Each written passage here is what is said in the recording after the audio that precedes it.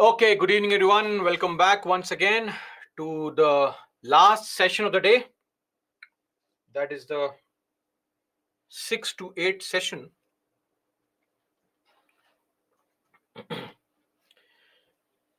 Okay.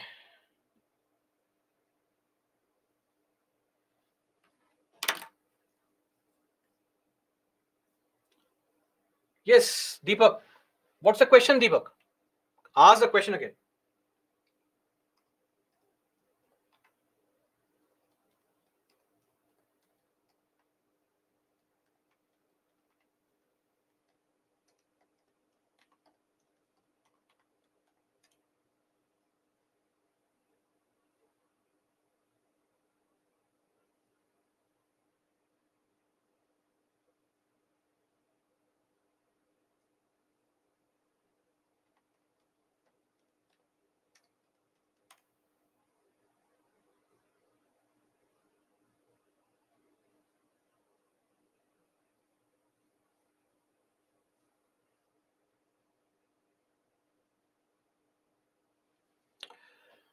Uh, Article 80. Deepak, come on.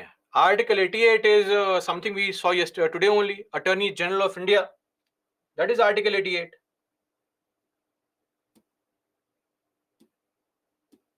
Article 88, right of the ministers and Attorney General to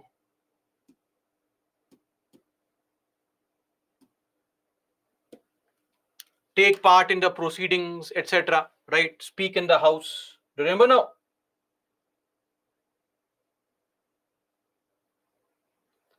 Yes, Sidhya. Perfectly safe. Don't worry. No harm, no foul. Just keep on stretching yourself a bit. Uh, Niranjan, it is done separately for these states as per the RPA only. So RPA 1950 gives an exception to these states, including Assam. That's why. That's the reason.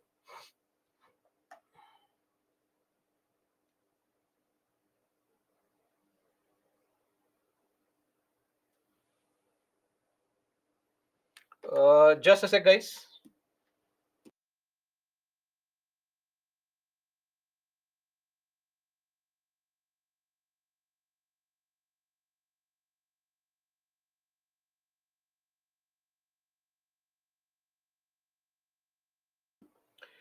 Okay. What is RPA, Gaurav?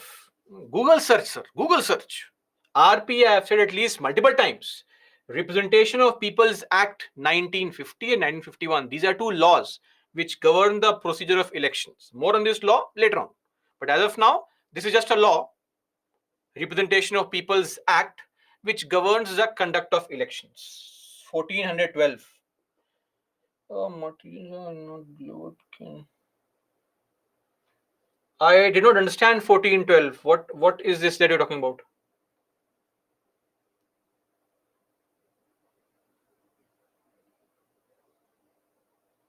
Okay. No doubts, nothing. Great. Okay. Let's now begin our discussion. Back to the topic at hand. Uh, Membership of the parliament. Meaning, how do we become eligible to be members of Lok Sabha, members of Rajya Sabha? Members of Lok Sabha, Rajya Sabha. The criteria is very simple. You have to be a citizen of India. Of course, you have to subscribe to an oath. Every person who contests elections has to take an oath. Yes or no? And tell me, please, this oath is mentioned under which schedule? Come on, please tell me which schedule? Schedule 3. Very good. The third schedule. Not the second one. Third schedule. Schedule 2 is salaries allowances. Schedule 3 is oath and affirmation. Okay. And also age criteria. What is this age criteria? So if you want to be an MP in the Lok Sabha, you have to be of the age 25 years or above. For Rajya Sabha, it is 30 years or above. Okay, not 21, 25 to contest elections in the Lok Sabha. 25. 21 is actually the age to contest in the House of Commons. That is in UK, not in India. In India, 25. One more thing. One more criteria is that you should be an elector.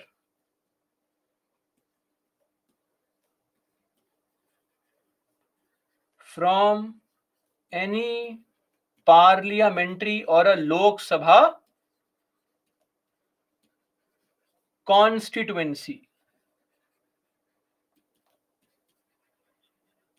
Elector meaning what? Name in the voter list, electoral roll. Okay, and also if you want to contest from an SC/ST seat, then you should be an SC/ST anywhere in the country. For reserved seat, that is for SC or ST, belong to the community.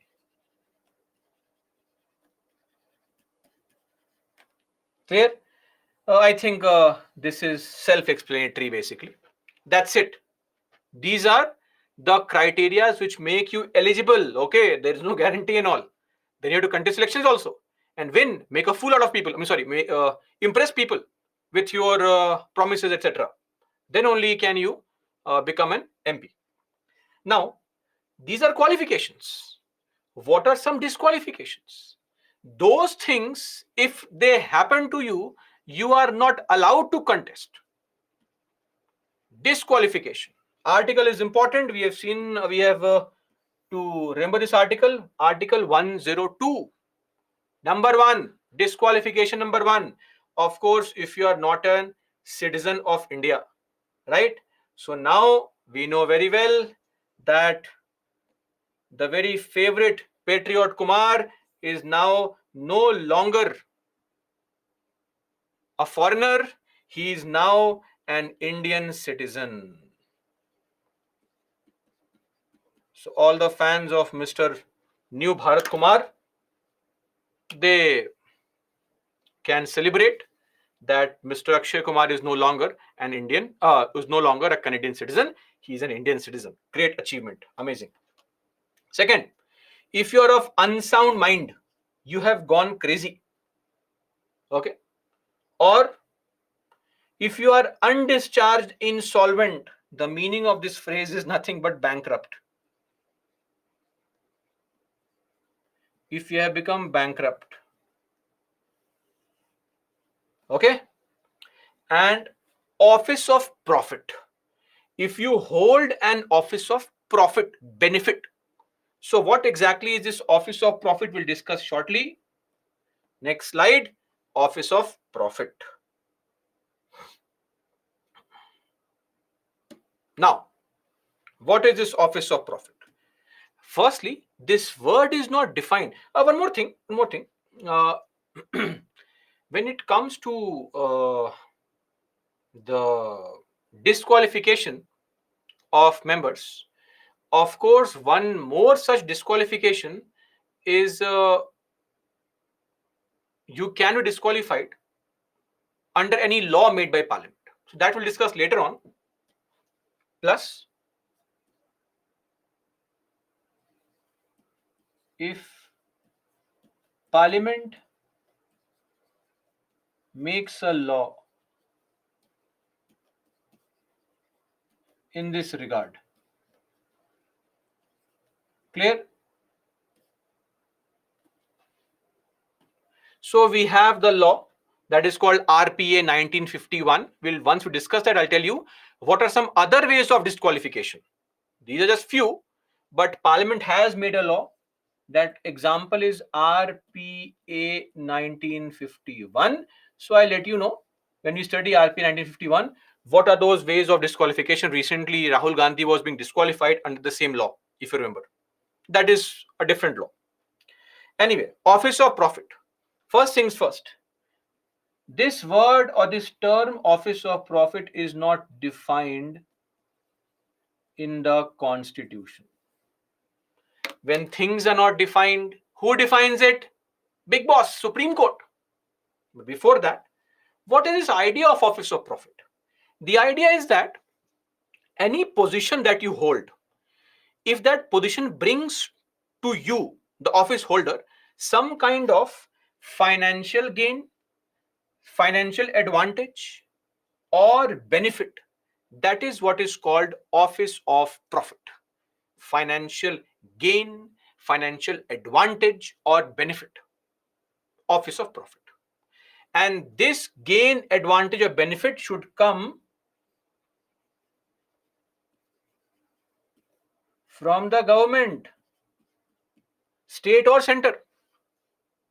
So Article 102 Clause 1 says that for MPs and 191 Clause 1 for MLAs or MLCs, okay, state that any MP, MLA, MLC is barred, prevented from holding any office of profit under the central or the state government.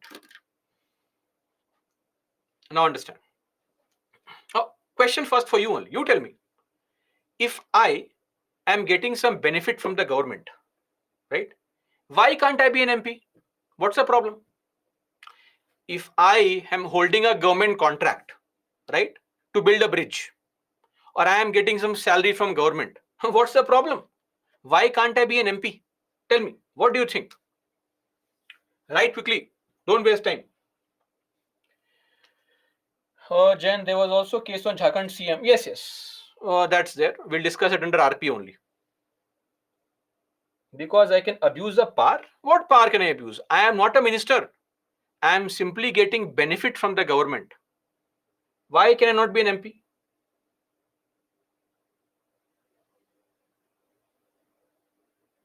Okay, Kirti is and Khampati also. Correct.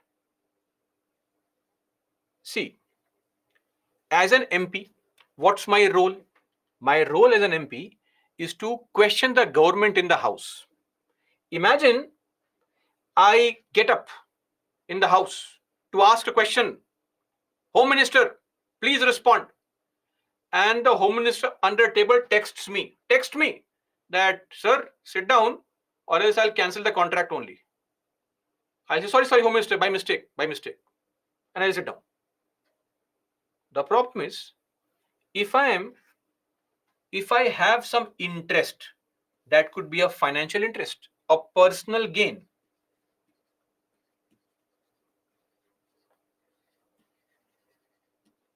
that I have a right to make, but my duty is to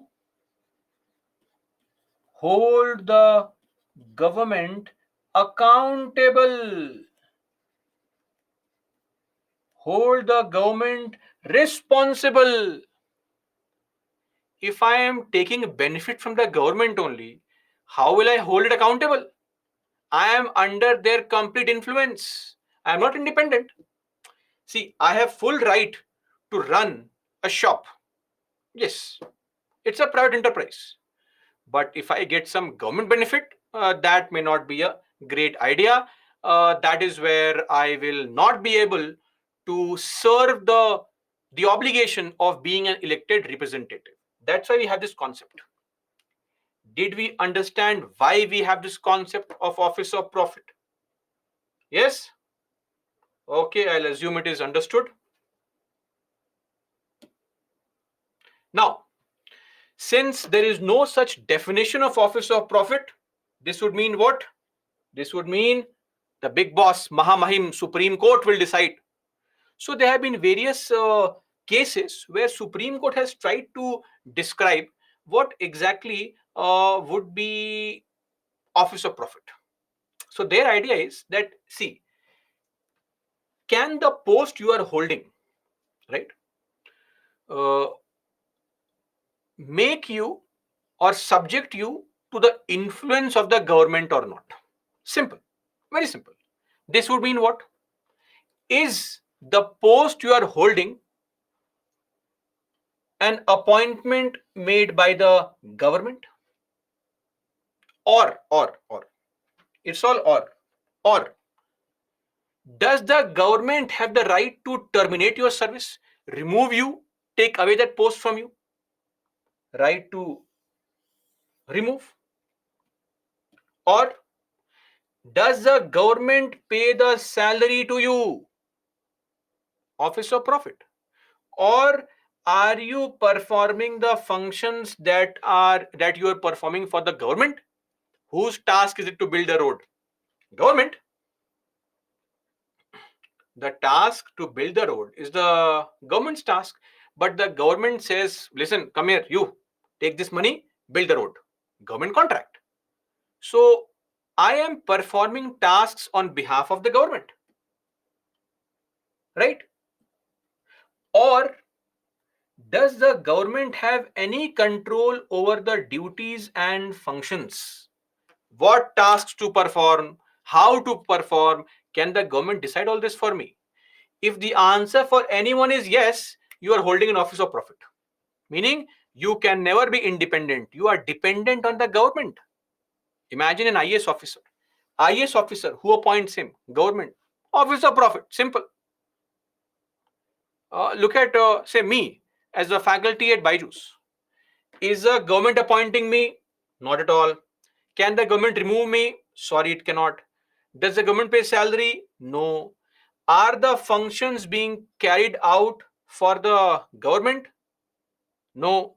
Does the government have any control over what I teach, what I don't teach? No. This means not an office of profit. Are you clear? This is the concept of office of profit. This comes from various Supreme Court judgments. Now, I'll just mention some of the judgments. There is absolutely no need to go crazy and mug up. You can remember any such judgment. For example,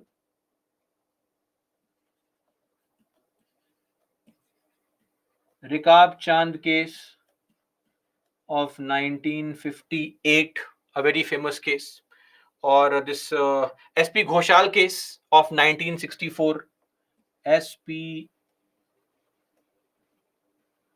Ghoshal case 1964, or Bihari Lal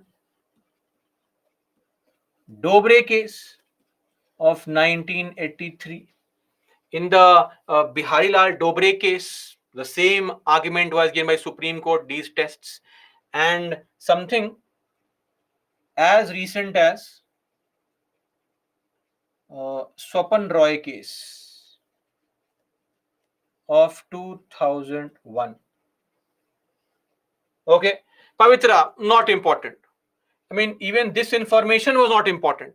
Just to use these statements in your answers, I mentioned this. It will be an unnecessary discussion if I explain the cases. Ignore it. Just remember these 5 points. That is all that is important. Don't worry on all this. Clear? So, Dinesh, does OP applicable? Yes, yes. Every MP, MLA, MLC, all people. Clear? This is the test. Now, one simple question. Let's say I'm a minister. So, who is appointing me? The government only. Who is paying salary? Government only. Then am I holding office of profit? No, of course not. There are some posts, despite the fact that the government appoints you, government pays salary, etc., still we will consider you as an exemption. That no, it's okay. You are allowed to contest elections. Wait now. There's a law in the country, Parliament Prevention of Disqualification Act. Kashibai, OOP means Office of Profit. OOP, Office of Profit. Okay. So, Parliament Prevention of Disqualification Act says that certain posts, certain offices of profit, yes, they are office of profit, will not disqualify the holder of the office from being an MP in the country. Certain posts, even if I know that the post is an office of profit, the government has appointed me, the government pays salary, I know, but the law says still I am allowed to contest elections. So, Parliament, prevention of disqualification will not happen. Clear? For example, ministers. For example, LOP. What is an LOP? Leader of opposition.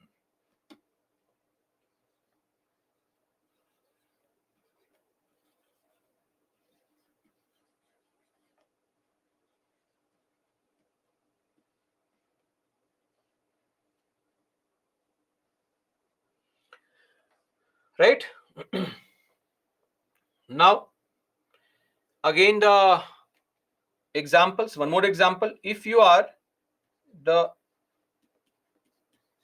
chairperson of National Commission for Scheduled Castes, National Commission for Scheduled Tribes, etc., who appoints you? The government is appointing you. Who pays salary? Government is paying salary. But despite this, these people are allowed to contest elections. Are we clear on this? This law exempts certain offices from this disqualification. Clear? That's it. Office of profit. This kind of concept of office of profit is there in various countries. It's there in Australia. If you look at their constitution, section 44, subsection 3 is there. In UK, they have this law only called Commons Disqualification Act, House of Commons. That law is of 1975. Or in USA also, Article 1, Section 6, Clause 2. That again provides for the same concept of office of profit. So it's there world over that there are certain posts. Uh, if you hold the post, you get some benefit from the government, and because of that, we cannot simply trust you to fairly and impartially perform your duties as a member of the parliament, to raise the right questions, to question the government, hold them accountable. So sorry, you are not fit for that post. That's it. Solve this question came in 2019. Oh, poll. 45 seconds should be sufficient.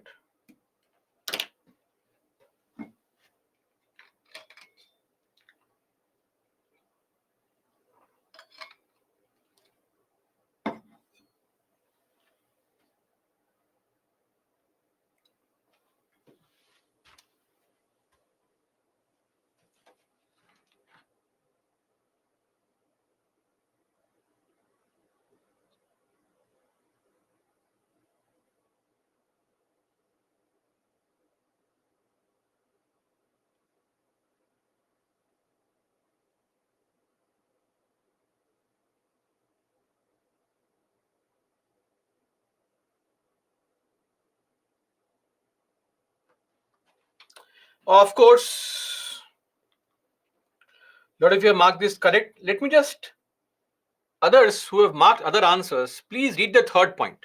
The term office of profit is well defined in the constitution. Please tell me, what were you doing when I mentioned this statement? Not defined in the constitution.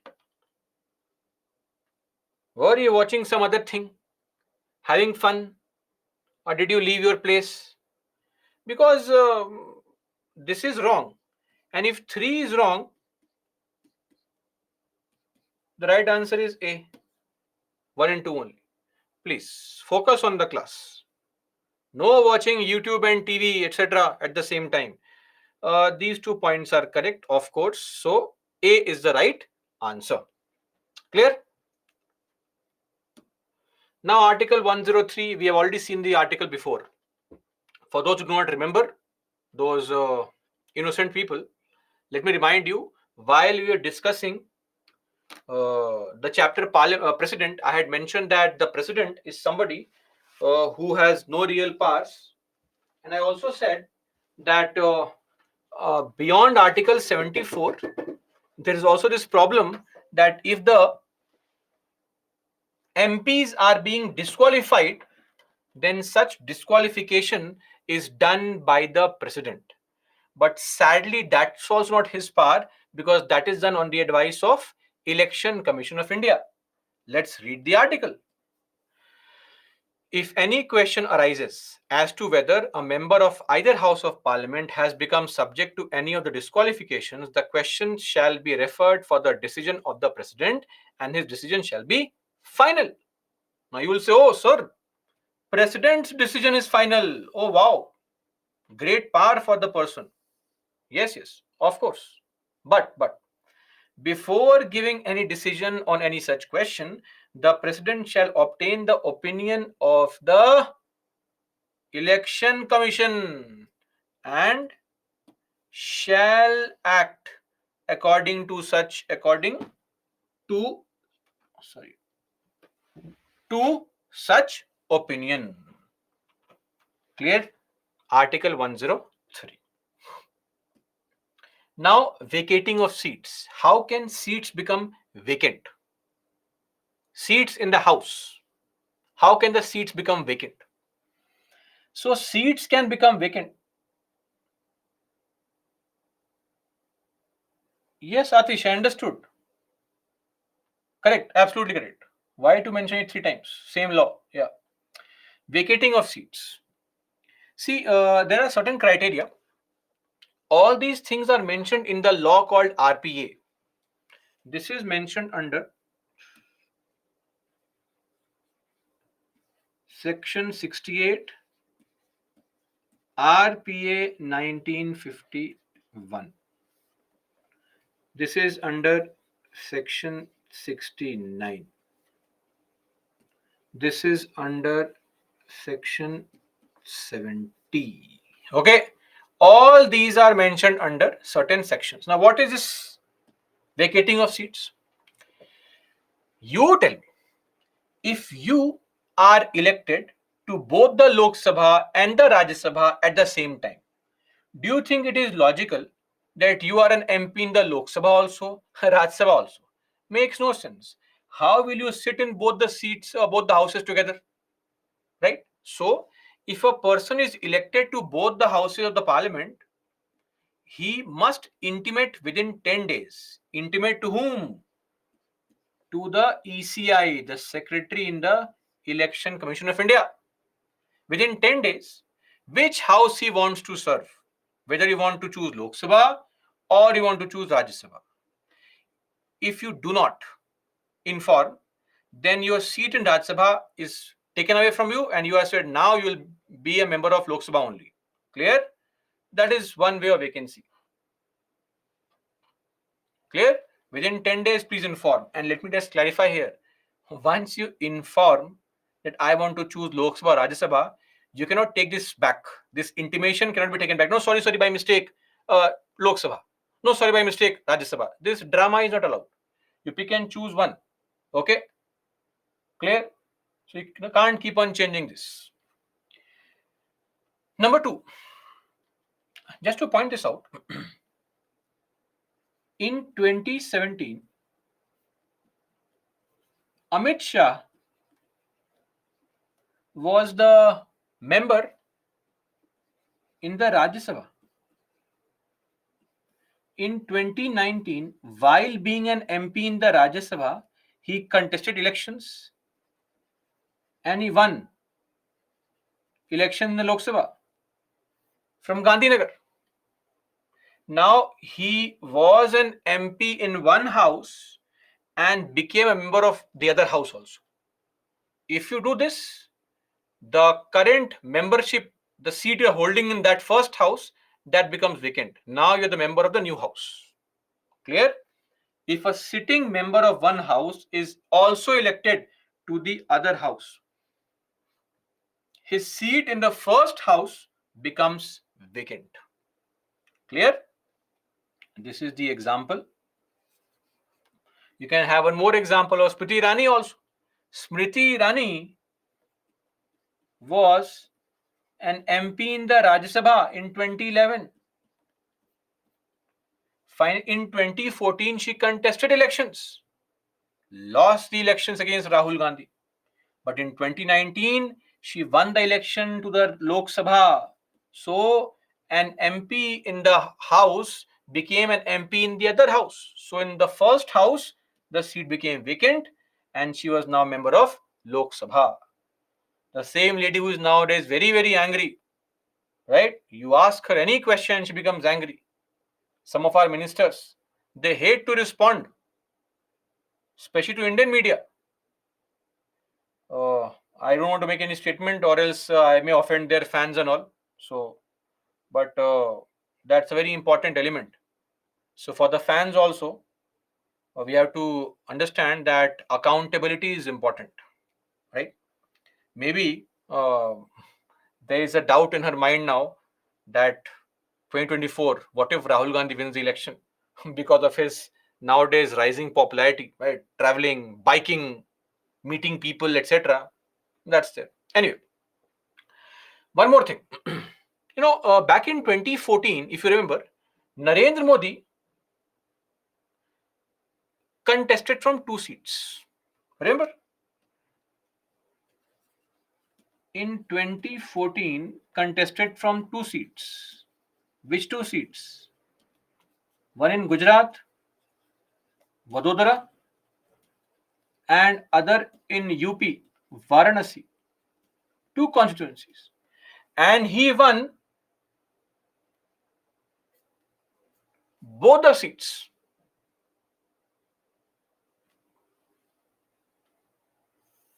Both the seats. Now, of course, you cannot sit in two seats in the same house, right? So, in this case, what happens? In this case, Narendra Modi has to inform within 14 days, right? Option for one.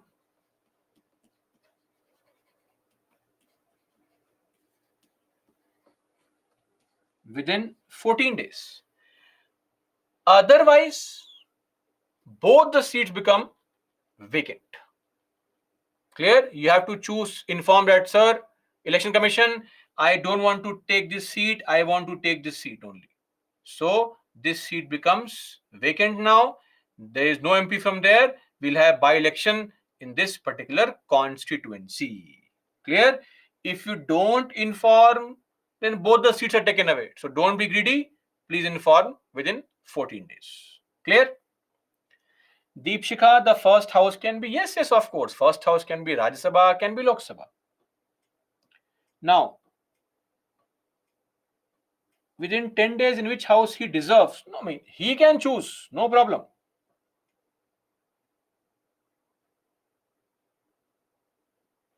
Now, who will fill the second seat? So somebody says, I think, Dinesh says, who will take the seat then? In this seat, we will have fresh election, or we call this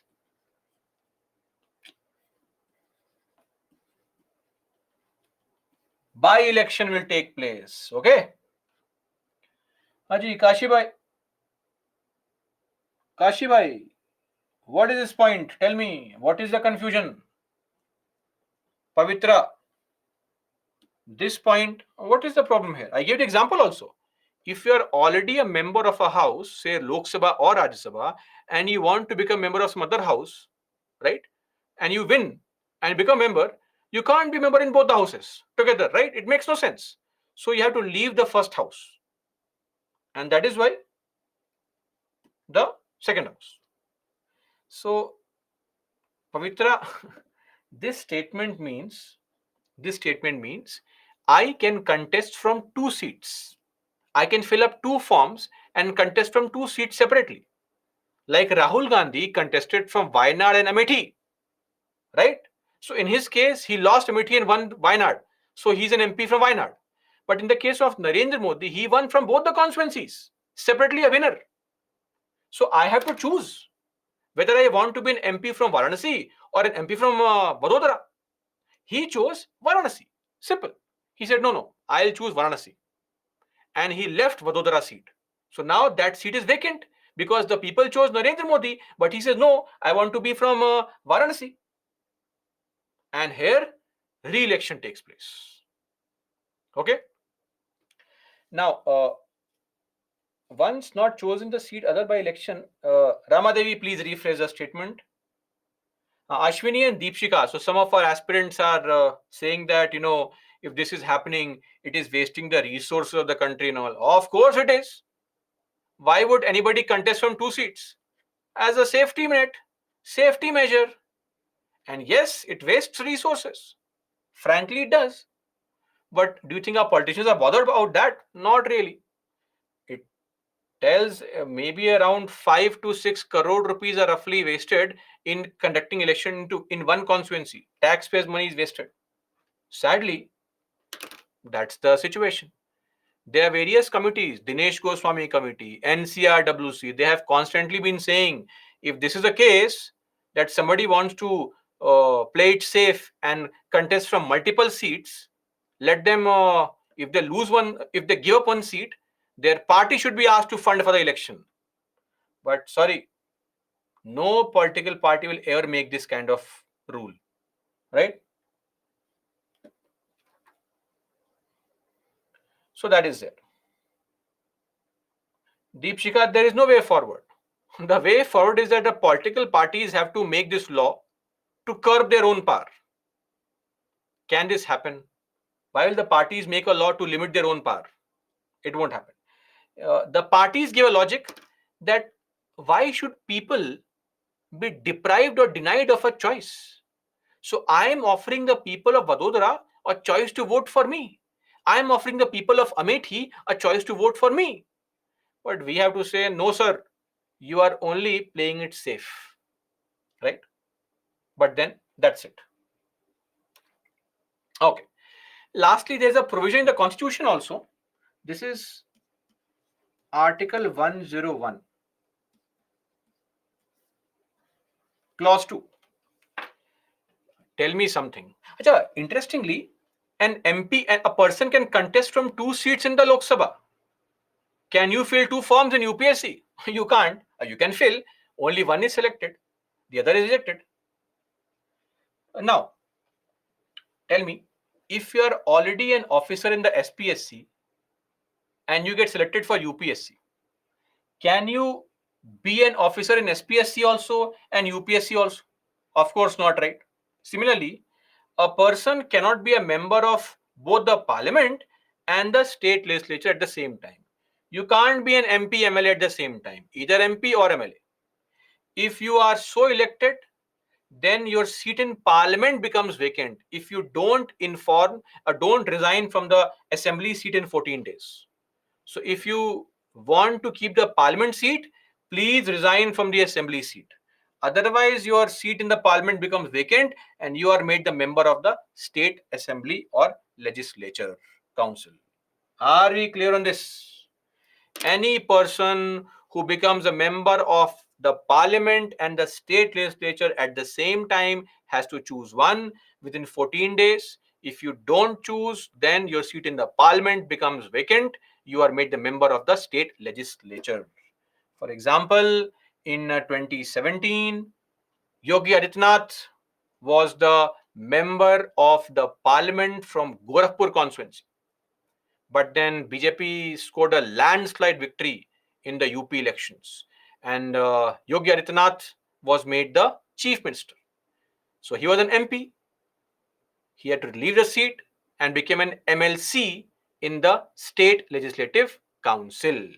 So Yogi Adityanath, for the first tenure, was not an MLA but MLC. This time he has become an MLA, and before that he was an MP from Gorakhpur. Clear? And lastly, this is the same article 101, but clause 4. Like in your school days, if you were absent and you wanted to come back, you had to give some application to the uh, class teacher, the principal, etc., and make some false excuse. I mean, make some excuse that stomach ache was happening or indisposition, etc., whatever, right? Or the big excuse, somebody passed away in the family. keep on killing your family members again and again just because you want to leave. Similarly, our MPs also, they have to come to the house. It's not mandatory. You can be absent, you can be ill, you can be taking part in some meeting, you can be holding some protests, etc. But you have to inform the house that I'll be absent.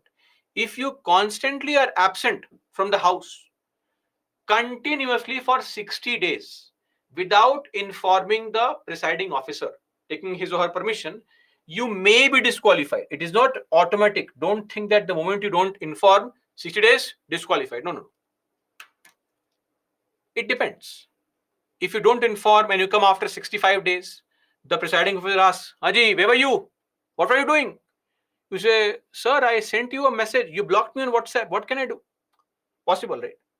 Or I was in coma. I could not inform you. I just woke up today only. So these things are possible. So it may not happen automatically. You have to explain why you could not inform the house, why you were absent for 60 continuous sittings. These sittings can be in multiple sessions also, but 60 continuous sittings. Are we clear on this? That is how the seats in the houses become vacant. If there is any seat that becomes vacant, we hold elections called by elections in that particular seat. Clear? Then we have sessions of the parliament. The president shall from time to time summon each house of parliament to meet at such time and place as he thinks fit. We know this, right?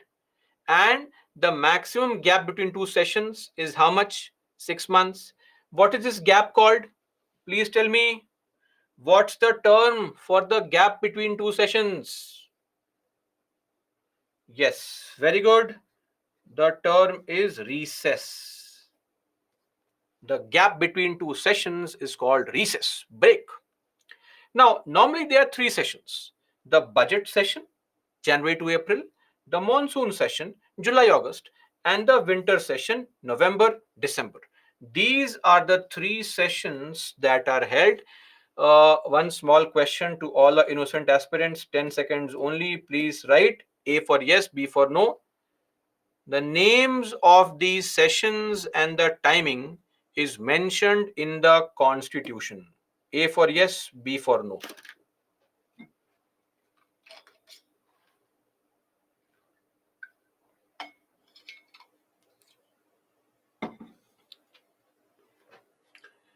Those who said A, very bad, no revisions. The sessions, their name, etc., nothing is mentioned in the constitution. Are we clear? Nothing. What is mentioned is this point under Article 85. We have to have session every 6 months. That's it. Now,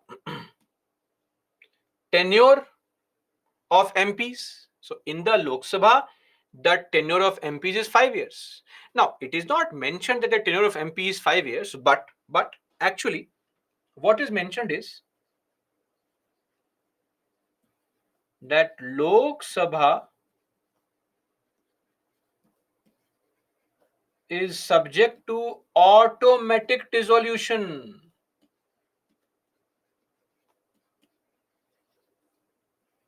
Dissolved after how many years? 5 years. This is what is Article 80. This is what is Article 83, Clause 2. Okay. So if the House is dissolved for 5 years, then the tenure of MP is also 5 years. Yes or no? 5 years. But for Rajya Sabha, the tenure of MP is 6 years. Okay. Now, this is not mentioned in the Constitution. This is mentioned in RPA, Section 154 of RPA 1951.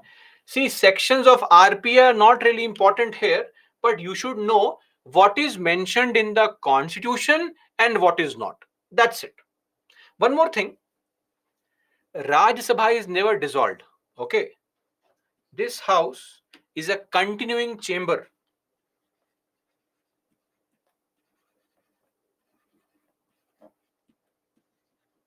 Continuing chamber. It is not subject to dissolution.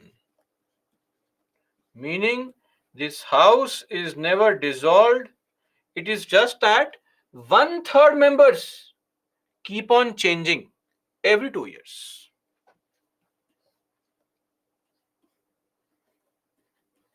One third members retire every 2 years. And one more thing, please remember, re-election or nomination is always allowed how many times?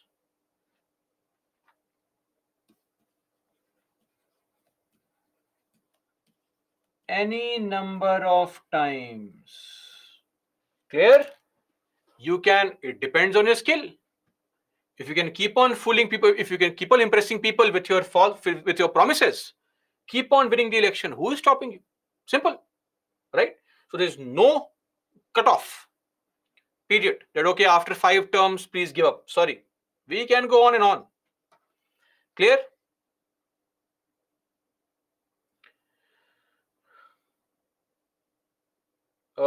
Deep Shikha, in the beginning, when everybody was made a member of Rajya Sabha in 1952 for the first time, after 2 years, based on lottery system, one third people were asked that sorry, please leave. After 2 more years, next one third were chosen by lottery again, and they were asked please leave. And then we simply follow the pattern. If you are done with 6 years, you leave. You want to get reelected and come back again. No problem. Clear?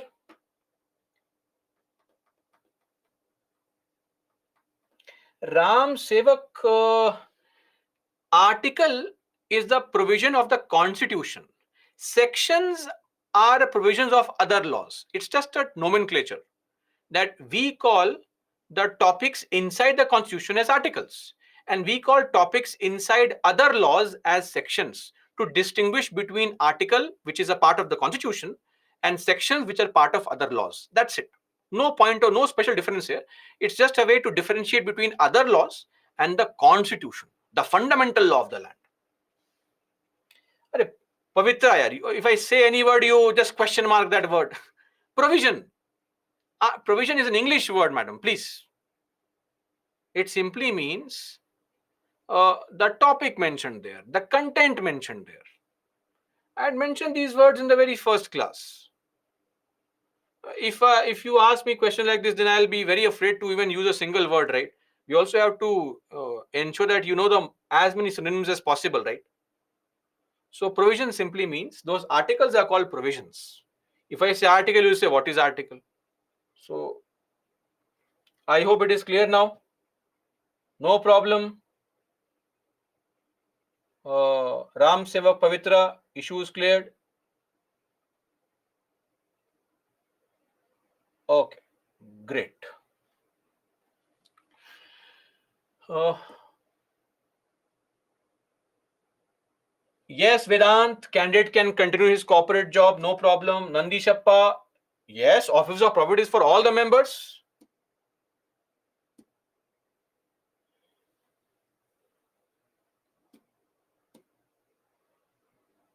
From the date of publication of result, Nandi Shappa. Okay, done. Now, let's come to the salaries and allowances of the MPs. And also one word, I don't know, I mean, you would like it or not, but pension. MPs get pension since 2009. If you have been an MP of the house, even for a single day, you get pension. Okay. Also, if you are an MLA and now you are an MP, you'll get the pension for MLA and salary of MP. If you were an MLA and also an MP, you'll get the pension of MLA and pension of MP. That's there. Okay. Please, don't be angry and all. It's okay. Just relax, calm down. Who decides the salary allowances?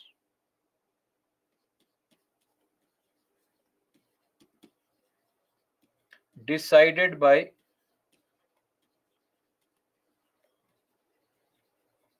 Parliament by law.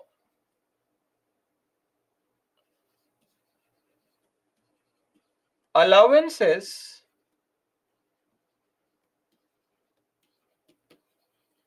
are decided by Government of India since 1985. So Parliament has asked the Government of India that, guys, you only decide what will be the allowances for the MPs. So MPs get the same salary, 1 lakh rupees is the salary, right? Then they get 2,000 rupees of constituency allowance. Then traveling allowance is there. You have a home to live, you have car allowance, petrol allowance, telephone bill, water bill, current bill, all these things are there. Okay.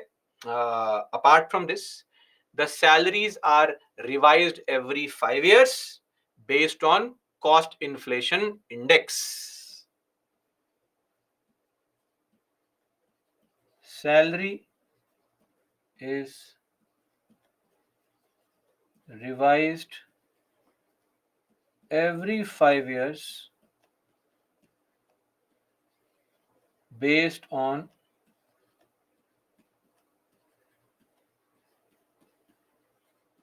cost inflation index. Okay. That's it. So this is with respect to the salaries and allowances.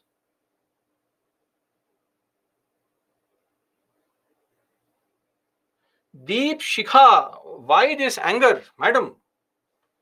I will ask you a simple question. Please tell me.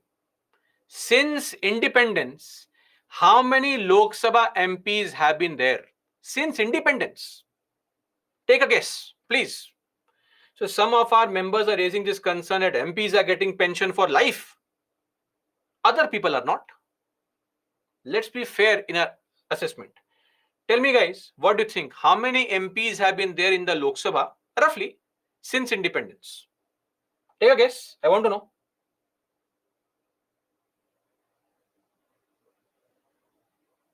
Different people as MPs.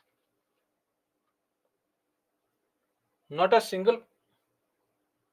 245 only. Around 500 only. And we have 543 right now.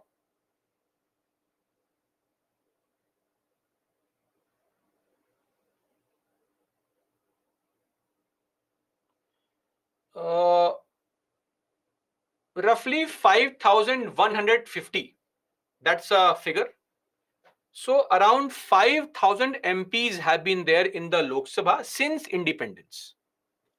Most of them have passed away also, right?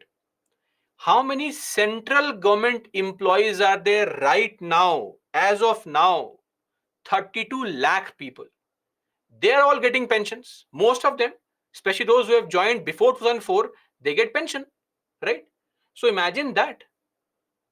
And you already have a new pension scheme where the government also contributes, right? So the idea is that the civil servants number is way larger compared to the MPs. It's a very small number.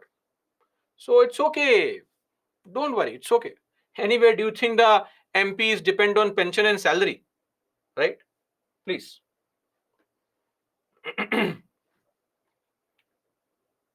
And our politicians don't join politics for money. Clear? They join it to serve the nation. Okay? No, I'm serious about it. Please. They join the field of politics to serve the nation, take it to greater heights, etc. So please don't think otherwise.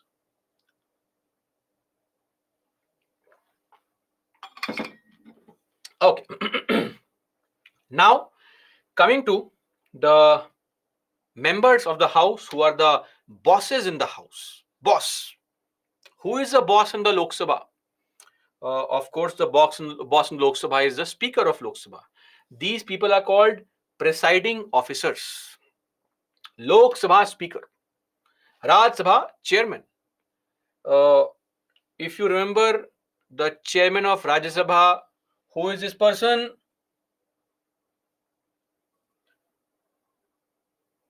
Vice President. And what's the article? Article 64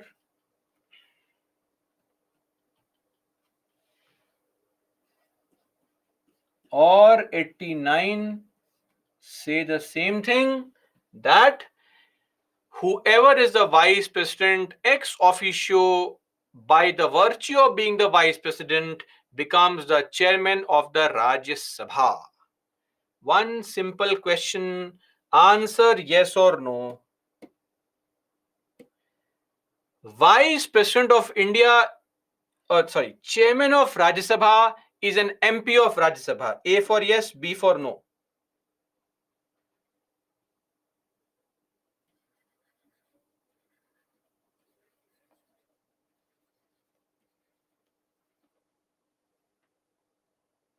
More people have said yes. How can the chairman be an MP of Rajya Sabha? Is it even possible? Is not. Okay. So,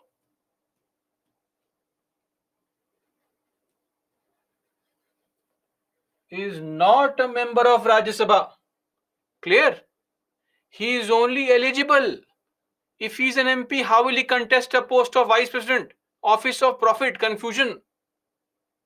Now, coming to the Lok Sabha. In the Lok Sabha, the boss, speaker, Om Birla, is the speaker currently. He belongs to, he is an MP. Oh, I should not have said this. Anyway. So, the speaker of Lok Sabha, is he a member of the Lok Sabha? Is it mandatory? A for yes, B for no. So, should the speaker of Lok Sabha be a member of Lok Sabha? Yes, guys, it is mandatory. Must be.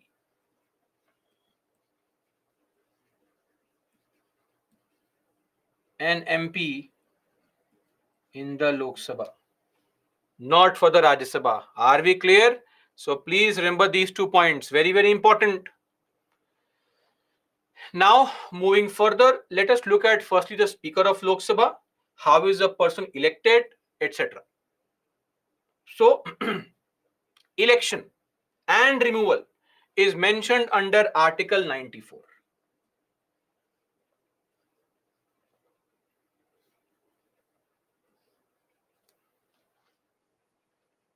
See, he or she is elected by the Lok Sabha only from amongst its members. So all the members of Lok Sabha, they will vote and choose from amongst themselves some MP as a speaker. So if you are choosing from amongst yourselves only, then he or she has to be an MP in the house.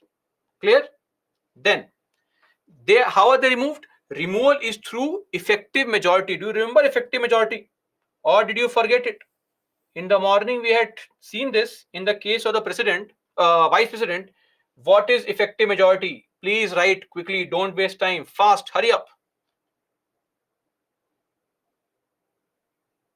Okay, two people correct. All the then members, which is what? Total strength minus vacancy more than 50%.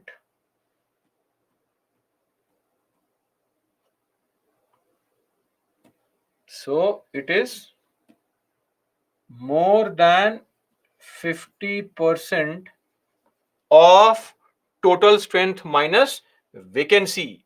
More than 50% of effective strength is called effective majority. only in the Lok Sabha. There is no need to send this to Rajya Sabha and all. Okay. Now, of course, he can resign. May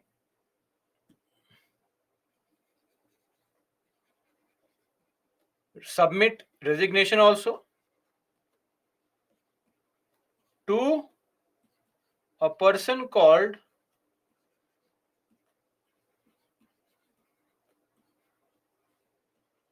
Deputy Speaker. Okay. Deputy Speaker. Now, anybody who wants to become the Speaker of Lok Sabha, one condition.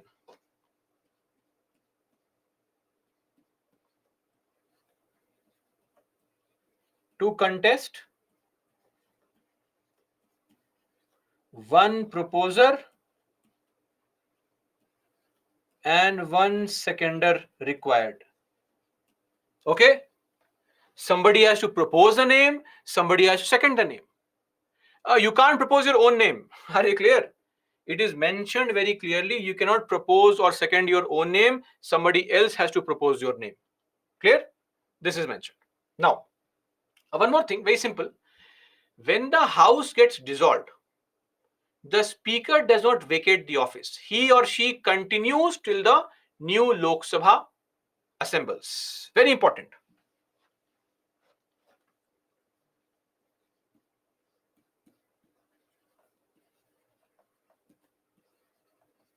After dissolution of Lok Sabha, speaker does not vacate office immediately. Okay.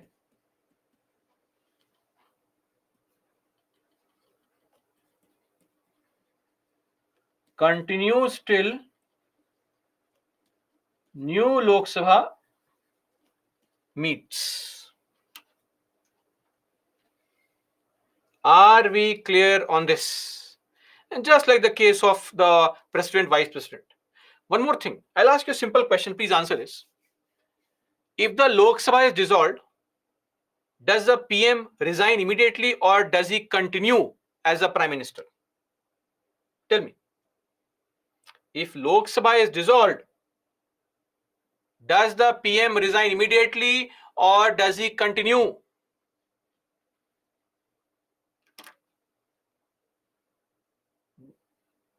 Just think of this situation. For all those who are writing the answer, May 2024 elections will take place in the Lok Sabha. So let's say on the 15th of May, Lok Sabha is dissolved. Clear? Example only, just example. Now, new Lok Sabha will come, say, on 25th of May.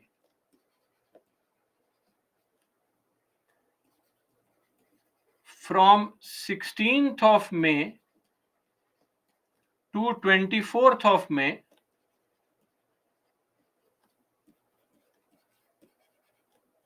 who is the Prime Minister? There is no PM only in the country. Is it possible? So please understand, it is not possible. Are we clear? We always will have some kind of post. We'll always have some person as the Prime Minister. So the previous PM continues. That's why you have the option. Without even being an MP, a person can be a minister for maximum 6 months. So the PM continues. So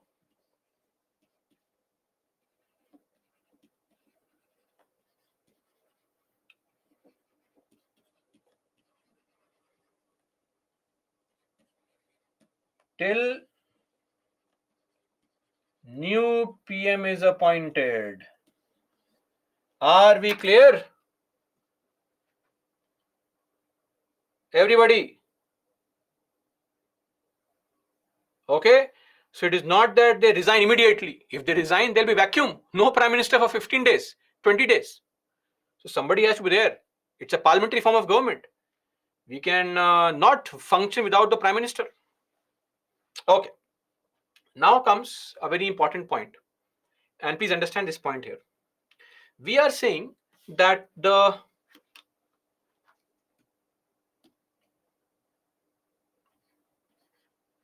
new Lok Sabha MPs, they have been elected after fresh elections, no, impressing the people with their speeches, etc., purchasing votes, sorry, I mean, winning votes of the people. They have come now and have become MPs. Now, these MPs are going to vote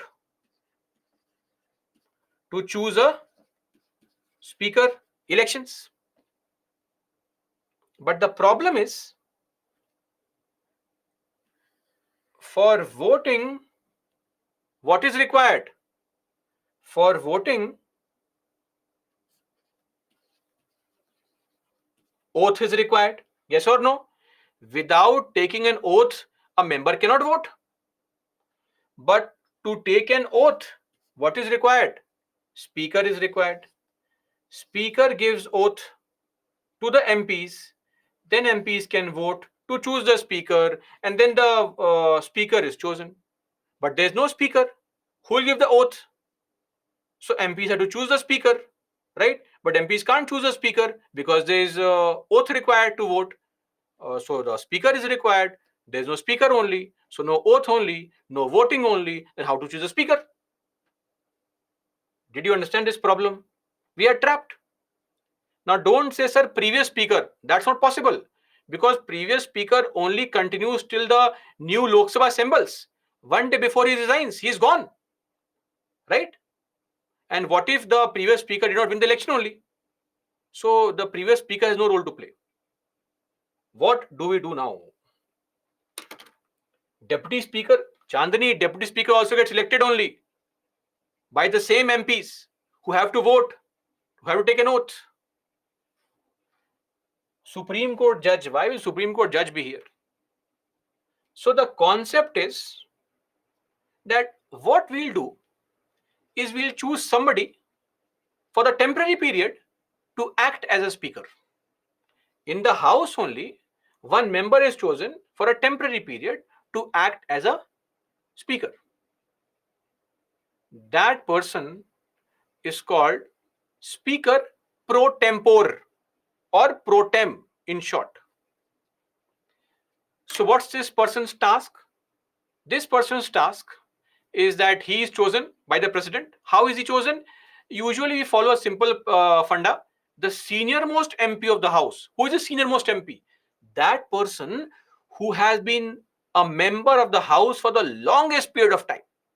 So we'll see in the Lok Sabha, there are MPs who have won the election 5 times, 6 times, for 30 years MP, 35 years MP.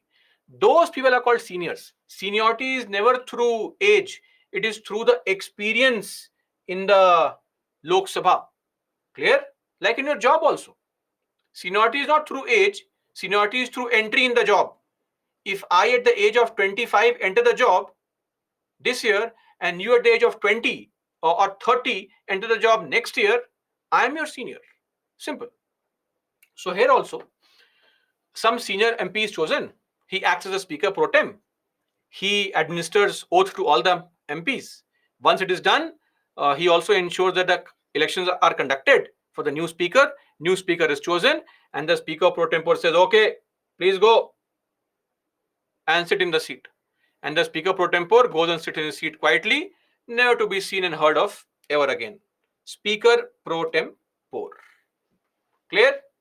Pro tem or pro tempore. The correct word is pro tempore, but we have shortened it to call it pro tem. It means for the time being. For the time being. So this person chosen by the president, and what's the function? Two functions. Number one,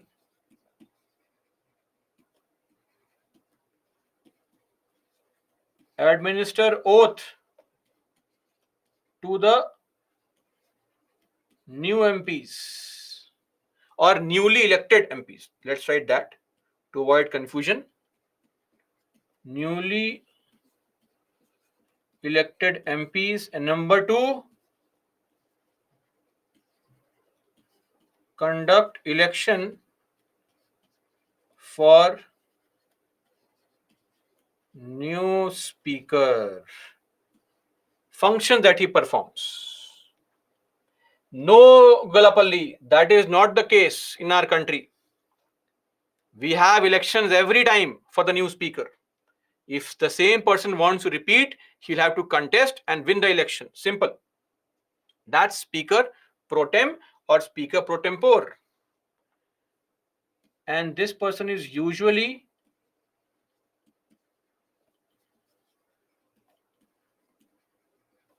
the senior most MP. So, for example, in 2019, this Virendra Kumar, he was from Tikamgarh, Madhya Pradesh, as an MP, 7-time member of parliament. He became the speaker pro tempore. 7-time MP. Okay. So this is with respect to the speaker pro tempore. Are we clear now? Speaker is selected by members in Lok Sabha, then what's the chosen by president? Pavitra, what are we doing, madam? Why do you ask this? You are not paying attention, maybe. Focus on multiple things. This person is chosen by the president. Why are they chosen by the president? For a temporary period. We are going to have elections, right? So elections will be there. Chosen when?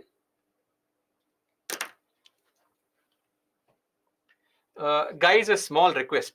Since this is a large group, there are others who are actually constantly sitting in front of the screen and watching this class. So if you by chance leave the class for 20-30 minutes, please don't come back and have the expectation that the faculty should repeat everything. Not for my sake, I can do this nonsense, but for other people's sake also. Please. Okay? This may not be correct. Ethics are very important in life. Anyway, I'll just repeat the entire story once again for others to understand and everybody to understand. Once elections are over, new MPs, all the MPs who are newly elected, they have been chosen by the people. They come and meet in the house. One prior to that day, the previous day, the old speaker has resigned. That's the norm. Okay? Don't say why does he not continue and all. That's the norm. Then, on the very first day, after the president gives a speech and all, because remember, after the new Lok Sabha is elected, the president gives a speech, Article 87. Then the president chooses one person that come here, you, senior most MP, come here, become the temporary speaker for today. Done. This person's task is to give oath to all the new MPs, and also the task is to what? Conduct elections for the new speaker.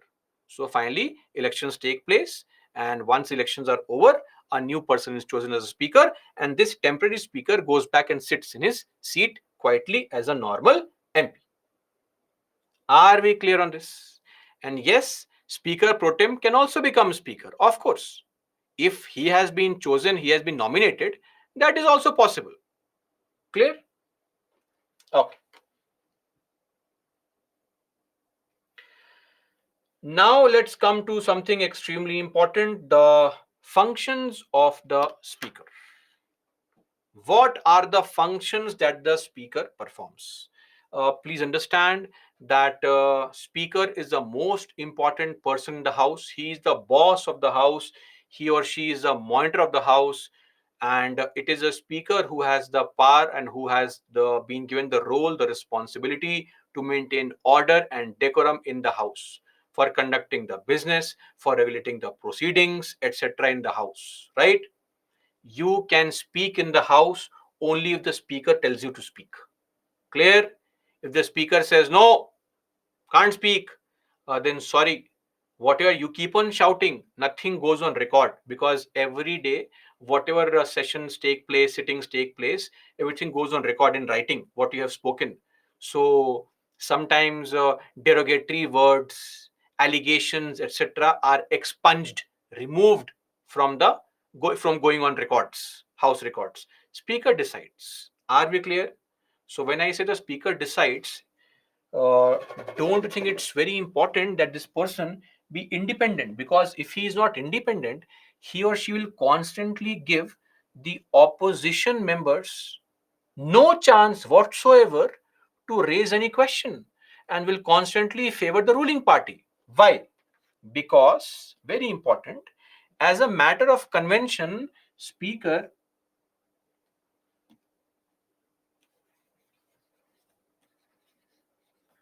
belongs to ruling party. It is just a convention. It is not mentioned in the constitution, but the speaker belongs to the ruling party. Clear? Okay. So he maintains order and decorum in the house for conducting its business and regulating its proceedings. Number two, in the house, the speaker is the interpreter of the provisions of the constitution, rules of procedure and conduct of business of Lok Sabha. So, what is this rule? So, in the house, for day to day activities to take place, there is a rule book. This is popularly called Lok Sabha rules. Same rule book is there in Rajya Sabha also, called Rajya Sabha rules. So these rules contain various things on motion, how to take a vote, how many people are required to raise a proposal, all such things. Basic rules, regulations on day-to-day activities. So the speaker is the ultimate interpreter of all such things in the house. Even parliamentary precedents, meaning any convention, any custom that we follow in the parliament, the speaker is the ultimate authority within the house. Let me just remind you again, this person's role is extremely important. Then, uh, in your school days, do you remember you had this you had this concept of mass bunking? What is mass bunking? Mass bunking is based on the idea that if more people don't go to the college on that day and only few toppers go, then the faculty is forced into cancelling the class. If only two people come, the class is cancelled. Mass bunking, right? Now imagine in the Lok Sabha, if only 8 MPs have come today, should we allow them to pass all the bills? 5 people are passing all the bills, right? And changes are made here and there in the country. Of course not. So there should be a quorum in the house. Quorum means, what is quorum? This word? Quorum means minimum number of people required for the house to function. That's quorum.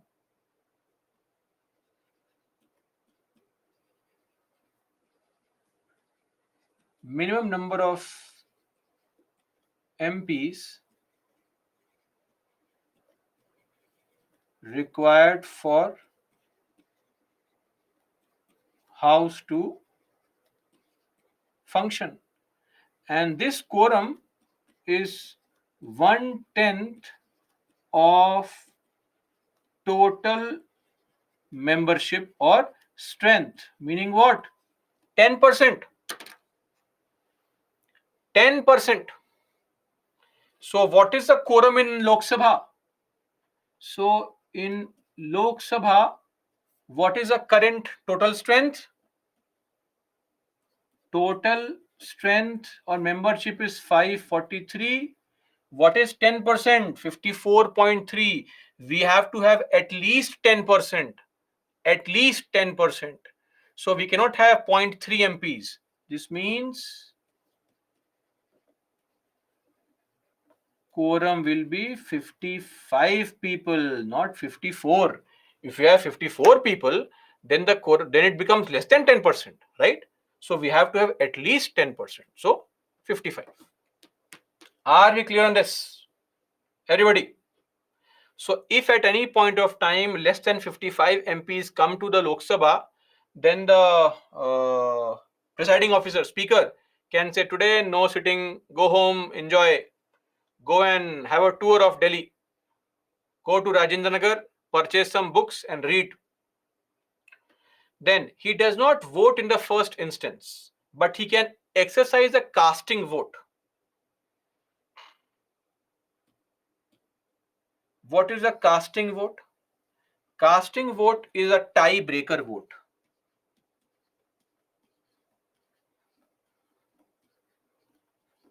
What is a tiebreaker? If on any topic, let's say example is say CAA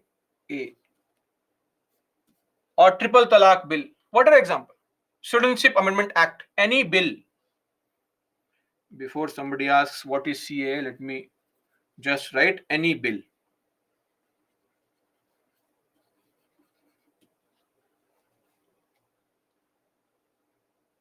"200 MPs are saying yes, pass the bill. 200 MPs are saying no, don't pass the bill." What is this? Tie. Then the speaker gets to vote on this issue of tie breaker. Are we clear on this? Right? Otherwise, speakers do not have the opportunity or don't have the right to vote in the first case. Tiebreakers have happened. In 1997 for Indra Kumar Gujral's trust vote, it happened. In 2008 for Narega, it happened. So it happens. Then he presides over a joint sitting of two houses. This is Article 108. There's a concept called joint sitting. What is joint sitting and all we'll discuss tomorrow. And when does it happen? Basically, just think of it. Whenever Lok Sabha and Raj Sabha both want to pass the bill, but in different form, or one house wants to pass the bill, the other house does not want to pass the bill, then we have a joint sitting. Then he can allow for a secret sitting of the house at the request of leader of the house. So, secret sitting of the house. What is secret sitting? Secret sitting basically refers to a sitting where outsiders are not allowed. Normally, Lok Sabha sittings are telecast since 1990s. It's being telecast live, not live, some days delay. Later on, it's now being telecast live. So people can see, media persons are there, people are sitting in the galleries, etc. But sometimes a very important point needs to be discussed, which the government or the people members don't want the public to know, because what if the public knows and it creates a lot of a commotion in the country. For example, a few years back in the assembly of Madhya Pradesh, they had a secret sitting around 10 years back, and the topic was to deal with Maoist activity in the state. So when that issue came up, now of course we don't want the people to know what steps is the government planning to take to deal with Maoist activity. So a secret sitting was held in that regard. Clear? This is the concept of secret sitting that can be taken done by the presiding officer. Then the speaker of Lok Sabha decides whether a bill is a money bill or not. Are we clear? The speaker of Lok Sabha decides whether a bill is a money bill or not, and his decision on the bill being money bill or not is final. Now, of course, there's a small point here. Firstly, what is money bill? Tomorrow, and his decision is not final. In 2007, in the Raja Rampal case, Supreme Court said that no, nothing is final until we say so. What if Speaker is taking a wrong decision on money bill? What if the bill is not a money bill and he is classifying it as money bill? Then we can question it. So the decision of Speaker can be challenged in case of unconstitutionality. Clear? Now, why would the Speaker wrongly classify bill as money bill, etc.? We'll discuss tomorrow. Then, if you are an MP and you are not a citizen of India, or you have become bankrupt, or you have become crazy, etc., or you're holding an office of profit, who disqualifies you? Article 103. The president disqualifies you. But whenever any MP tries to change his party, you are in BJP, jump to Congress, Congress, jump to BJP, etc. That is called defection. We'll discuss defection after the chapter Parliament. Hopefully, maybe tomorrow by the end of the session, or maybe the next week, Saturday.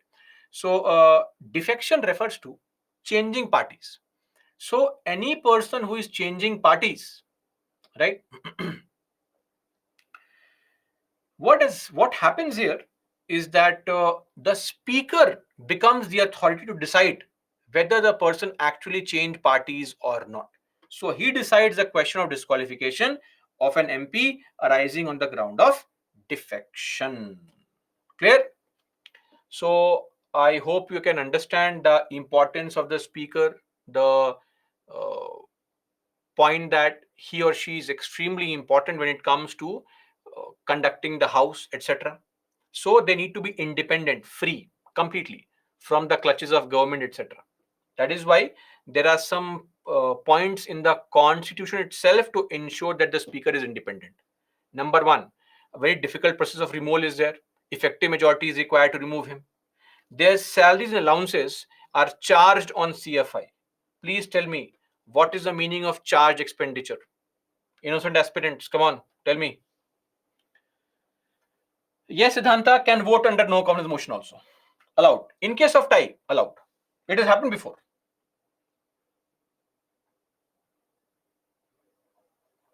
Yes. Charge expenditure means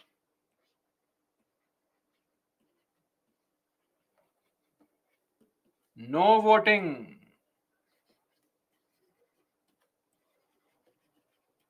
Only discussion is allowed. You can discuss, you can't vote on this. It has to be approved.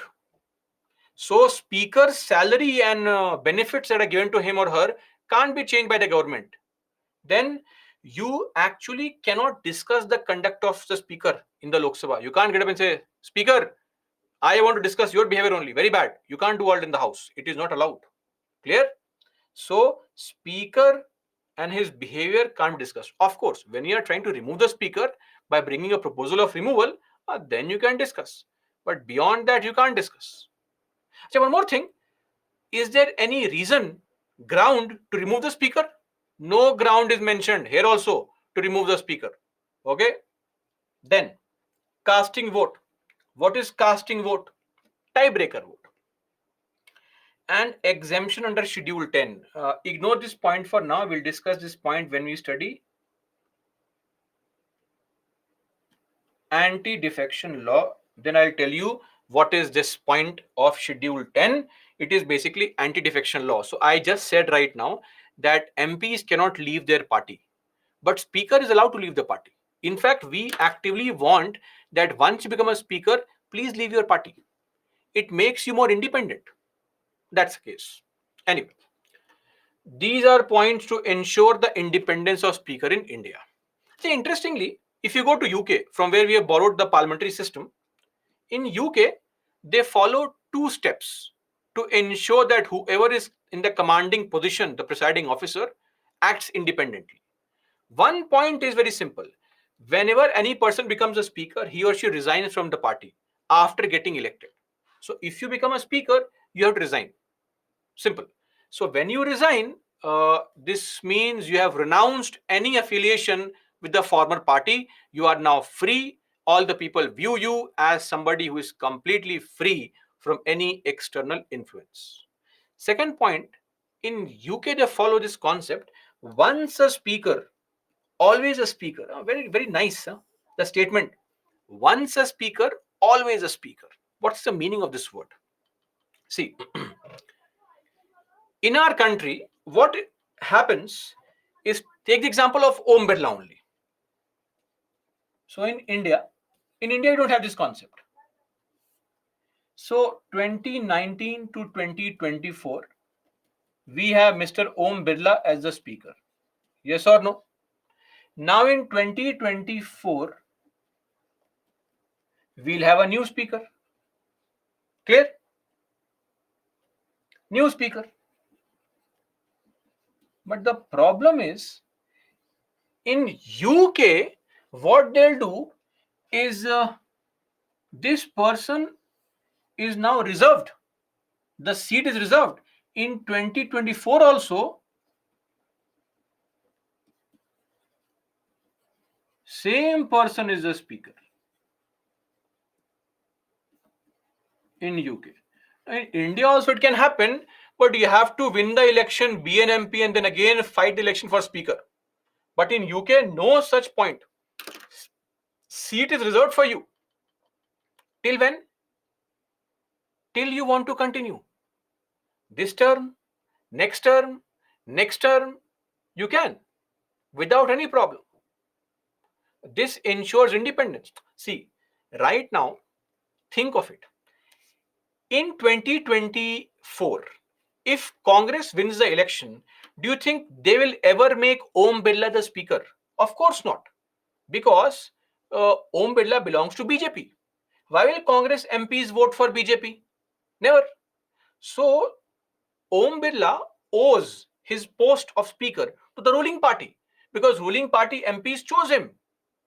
That sense of loyalty is there, the sense of attachment is there, the sense of quid pro quo. I scratch your back, you scratch mine. That kind of feeling is there. Returning the favor is there. So, to cut this cord, this umbilical cord which attaches the speaker to his party, we say, don't worry. Whether BJP is in power or not, Om Birla, you will always be the speaker till you want to be the speaker. Now, this looks nice, very noble as an idea. But tell me, can we have this in India? Tell me.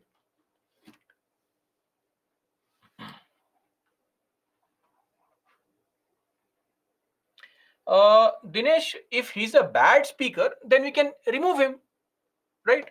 That is possible. No, don't write no or yes. Give me reasons. What is this? Are we school kids or what? Give me reasons. Why not possible? Sai Krishna, Chandni, Jayant, Ramadevi, Bestie, Krishna. Why no? Anshika, okay.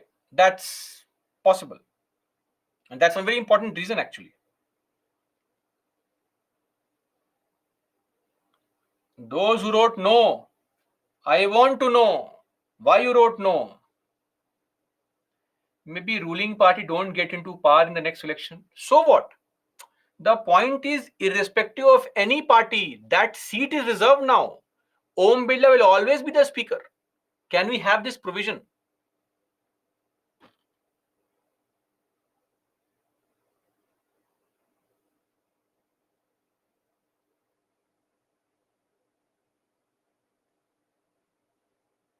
Because, guys, you're not understanding what I'm asking. I'm asking you that can we make this a law that once you are elected a speaker, you can continue to be in the post till you want to? Can we have this law? Yes, we can amend the constitution. I'm saying, should we have this? The rationale behind it. And don't write no. Give reason. No, this will make monopoly. See, there are two problems. One problem can be addressed.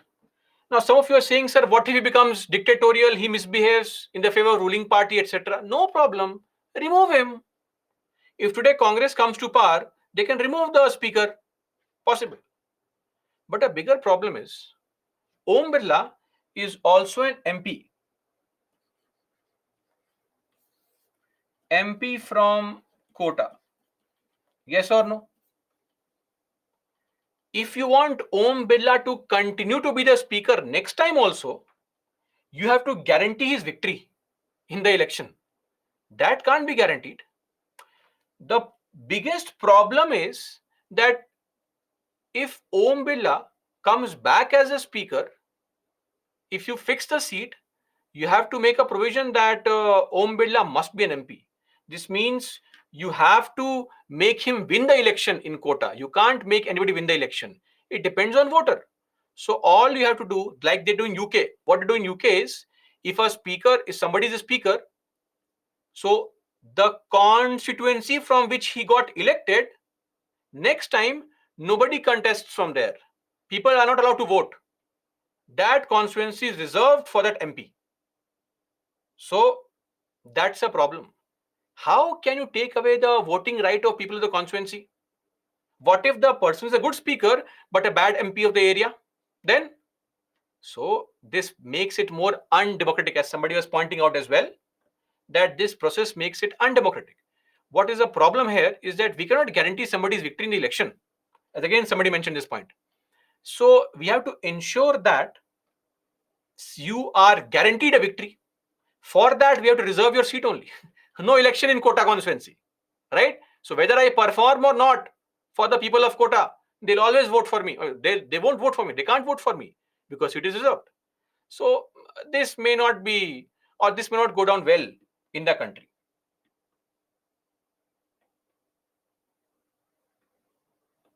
Are we clear? So this is a reason why it has been rejected. Though let me just clarify, in 1954, G.V. Mavlankar had actually suggested this. Sorry, in 1952, he had actually suggested this, that let's have this. But then the Congress Working Committee rejected the idea, saying no, no, no. It questions the accountability, etc. Let it be. No problem. So we may not have this. No, Chandni, I don't think that could be a case, or Omkar. Others getting a chance or not, that is no concern to us. If the same person becomes an MP 10 times, he's also depriving others of chance. It's about quality, not giving opportunity, right? So these are two points that UK uses to ensure independence. Now, what can we do to further ensure speakers' independence? So we can take these steps. Ignore the first one. We'll discuss this tomorrow when we study anti-defection law. One thing that we should ask the speaker to do, which can be done, is please resign from your party after appointment. See, if you are still a member of BJP, how will the other MPs ever have faith and belief in you that you will be fair and transparent, right? So that's there. Number two, they should also disassociate themselves from party activities. Now imagine Om Birla uh, nowadays, and Om Birla does attend BJP party meetings also. Do you think it's nice? Yesterday I attended a BJP party meeting, and today I'm coming in the parliament acting as a speaker. Will a Congress MP ever have faith in me? He will always view me as a BJP pawn set there just to harass the opposition. Justice should be done. Very good. It should also be seen to have been done. And that is more important. The faith that justice is being done. Justice being done is not enough. It should also be seen that yes, justice is being done. So if I keep on attending party meetings, etc., then how will I ever be viewed by the members of the entire parliament as neutral? So ideally, it should be the case that the speaker should not take part in any party meetings, etc., on such things. It does not reflect nicely. Then, once you retire from the post of speaker, that should be the end of story for you. You should not be allowed to get any political positions, etc., after appointment, because uh, if you are still allowed to become minister and all, then that can be used by you to favor the government. I'll give you an example. In Manipur, Vai Khemchand was the speaker, and Vai Khemchand favored heavily the ruling party there. Next time, Vai Khemchand, for the great performance of his duties, was made a minister. If this is the case, then every speaker will have this tendency. Let me favor the ruling party. Let me prove to the ruling party that I am the best candidate. Next time, they'll make me a very good minister. That's there. So these things should be done to ensure that the speakers act independently, because in the house, a very, very important element is the independence of this post. If this gets violated, the entire crux of parliamentary democracy, questioning the government, being holding the government accountable, free discussion, etc., gets impacted, right? I hope you understand the current scenario also in the country, where constantly we are witnessing how the MPs are raising questions on the roles of the presiding officers, who are deliberately denying. The allegation is that they are denying the opposition the right to ask the genuine questions and concerns, etc., giving extra liberty, leverage to the ruling party and all in the house. That's it. Now, in our country, if we do not have a speaker, then speaker, if he is ill, speaker suddenly passes away, etc., then we have the post of deputy speaker. Deputy speakers are normally from the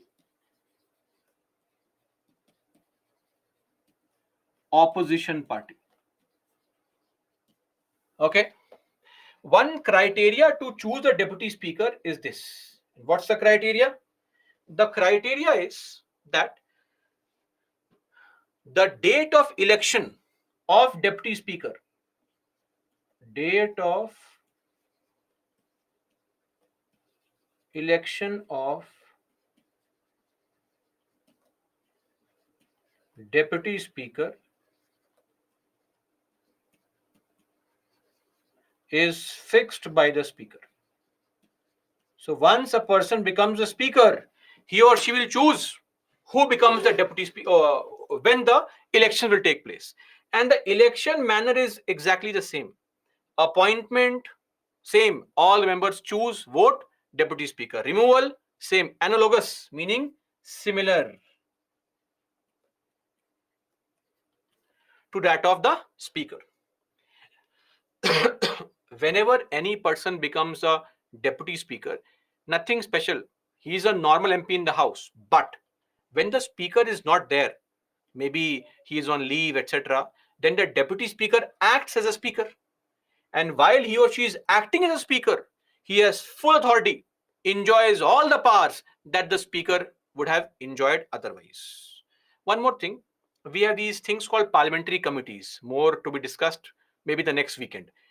As far as the parliamentary committees are concerned, whenever the deputy speaker is made a member of a parliamentary committee, then he becomes a chairman of that committee. Okay, that's there. Now, you may say, sir, what if there is no deputy speaker also? Because currently, look at the situation. Currently, we do not have any deputy speaker, and deputy speaker's post is mentioned in the constitution. Why? Because the speaker has not chosen any date for the election of deputy speaker only. So we don't have deputy speaker. BJP says nothing to be given to the opposition party, not even the post of deputy speaker. Anyway, if the speaker is not there, deputy speaker. And if he's not there, what if he's also ill? Then we have a concept of panel of chairpersons. So the speaker chooses maximum 10 people.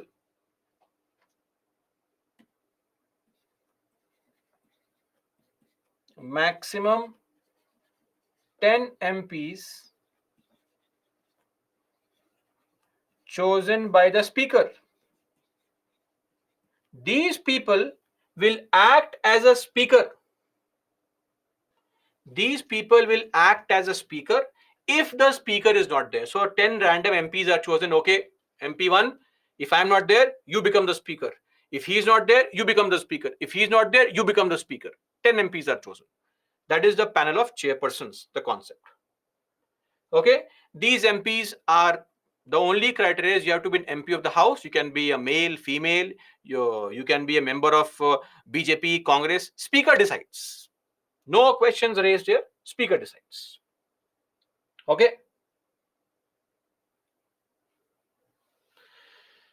That is all as far as deputy speaker is concerned.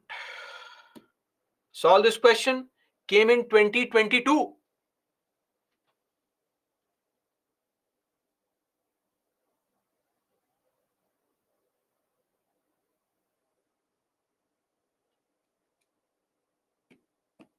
One minute time. Please mark the answer. Yes, Krishna, we do have panel of chairpersons right now.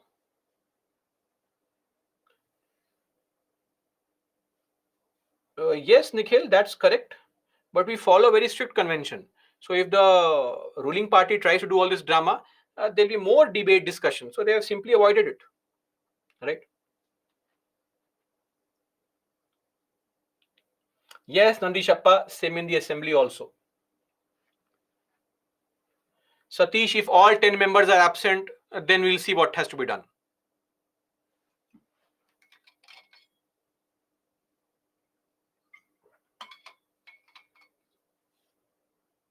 Like currently, I think we have 9 people who are chosen.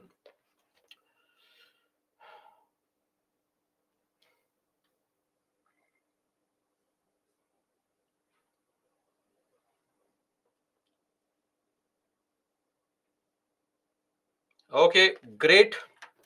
If you got this correct, let's see. As per the rules of procedure and conduct of business in the Lok Sabha, the election of the deputy speaker shall be held on such date as the speaker may fix. One is absolutely correct. This means these two are wrong. Let's check anyway.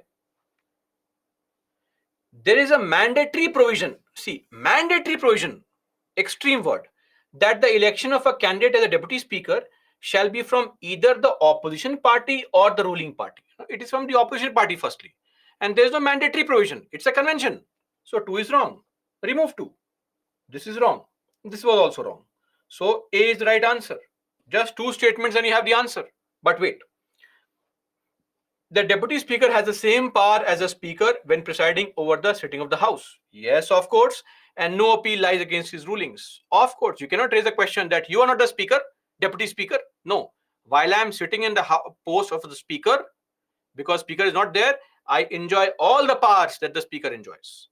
So 3 is correct. And 4, the well-established parliamentary practice regarding the appointment of deputy speaker is that the motion is moved by speaker and duly seconded by the prime minister. Why will the PM second a motion and all? We have not seen any kind of parliamentary practice like this. They have just created some kind of concept. Wrong. A is the right answer. Clear? Lastly, the chairman of Rajya Sabha. See, we know very well that the VP is the chairman of Rajya Sabha. He has all the powers that you saw right now for the speaker: casting votes, secret sittings, interpreting the laws. Exactly the same powers. Mug up those things, change the speaker, replace it with vice president or chairman. You have the functions of chairperson. Only 2 different points. No power over money bill, that is a power in the Lok Sabha only, and joint sittings. Only 2 things where the VP has no control are these 2. Otherwise, they are exactly the same powers that you have for the speaker that the VP also enjoys in the Rajya Sabha. Here also, we have the VP. Below the VP, if he is not there, then we have, sorry, let's not write VP here. Let's write chairman or chairperson.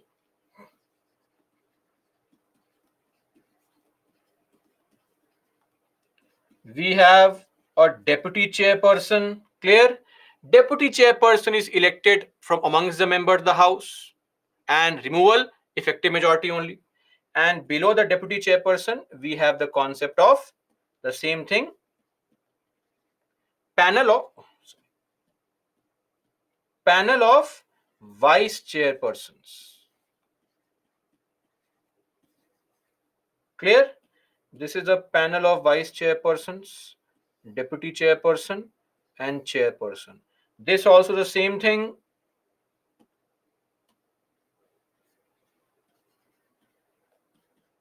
Maximum 10 MPs chosen by what? Chosen by the chairperson. Okay. Atish, this first point we'll discuss under anti-defection law. Ignore that for now.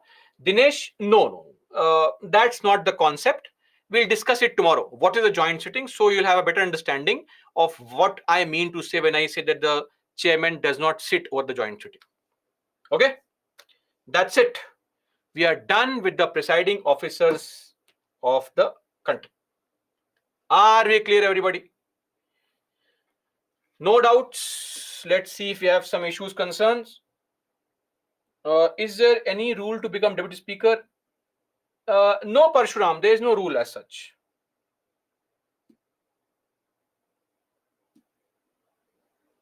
Yes, Shahid, absolutely correct.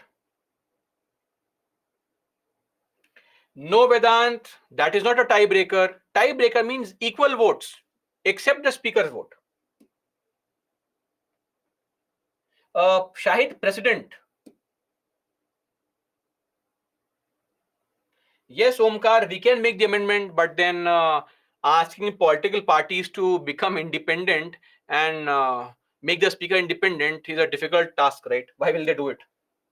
They're enjoying this power. Yes, Siddhant, that's possible. Yes, Parshuram, member of ruling party. Deputy speaker is an assistant speaker. When the speaker is not there, he takes over the charge. Article 94, Kambapati.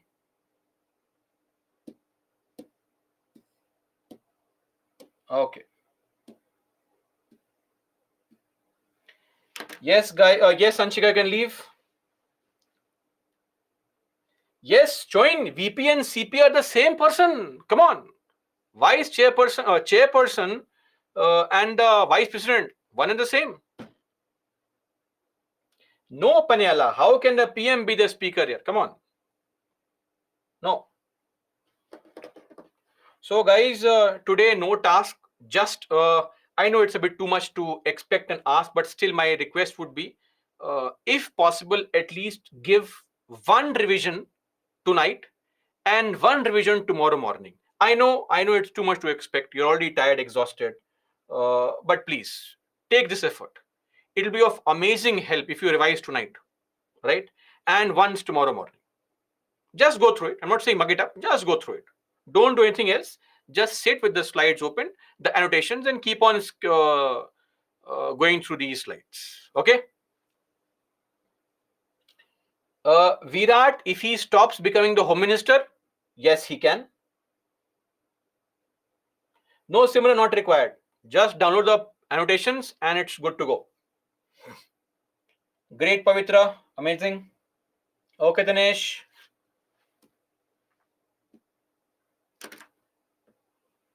Omkar, if members of CC are members of cabinet only, then how? See, cabinet is a larger group. The idea is from that large group of 30 people, we are choosing 5 people who are actually directly associated with the task. So it saves time. All the pros and cons of their decision making or policy are already listed. Now the 30 members of the cabinet, they can simply look into the pros and cons and approve it. Saves time.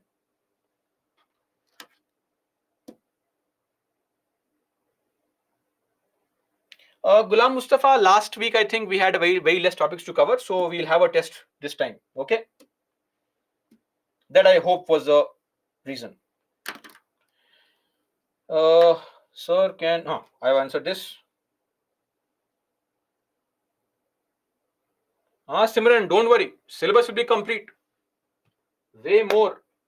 If you follow what I expect you to follow, trust me on this, nothing will be beyond your reach in the examination.